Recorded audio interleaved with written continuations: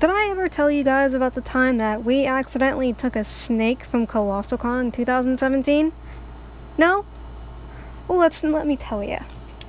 So, Colossalcon 2017 was amazing.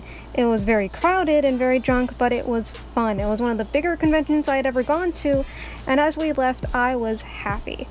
We had just a tote full of stuff coming back with us from the convention, and as we drove back, we drove in this little tiny orange car. It's very nice, it's very smooth on the ride, though it is a bit, like I said, small. But we made it back home and everything was pretty much fine.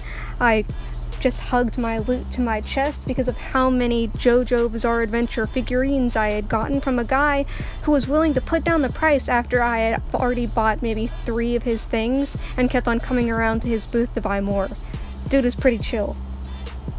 But anyway, about a week passes, and my grandmother comes back from work after driving said orange car, and she has this story so wild that you need to hear it.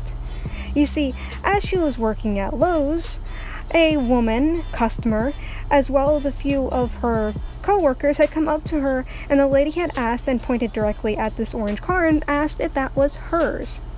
She of course said yes, and she said about how she had saw a snake come out from underneath the car, wiggle around, and then go back underneath. Of course, this is something that needed to be investigated, so she went, along with those co-workers and the customer and a few older ladies who wanted to see what was going on.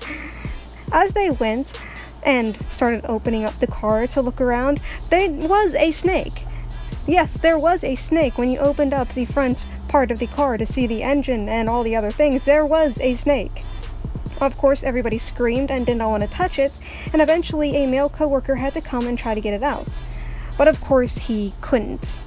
It was hidden amongst all the wires and things like that. He couldn't just grab it with his big giant man hands. So my grandmother decided, close up the car, get in, and drive around the store to see if she can try to get the snake out.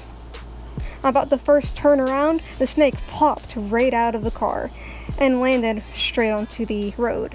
Now you think, what would a snake do after it had accidentally barrel rolled straight out of a moving car? Well, easy. It's going to chase the car. It's going to literally chase the car. And that's what it did. It chased the car. She kept on driving around and it would chase the car until, well, eventually it got tired. It just sort of went somewhere else. A male co-worker picked it up and promised her that he would take it somewhere to where he would release it. He was already on his way out anyway, so might as well. So of course she comes and tells us his story, but the thing she's very worried about is the fact that this snake had chased the car and how this snake had apparently kept on coming back into this car since Colossalcon for 7 days. Obviously, this snake must have something with this car. It's in love with this car. Perhaps it has eggs in this car. So of course we call up a dealership and have them check it, and no eggs. No eggs, just a snake very, very attached to an orange car.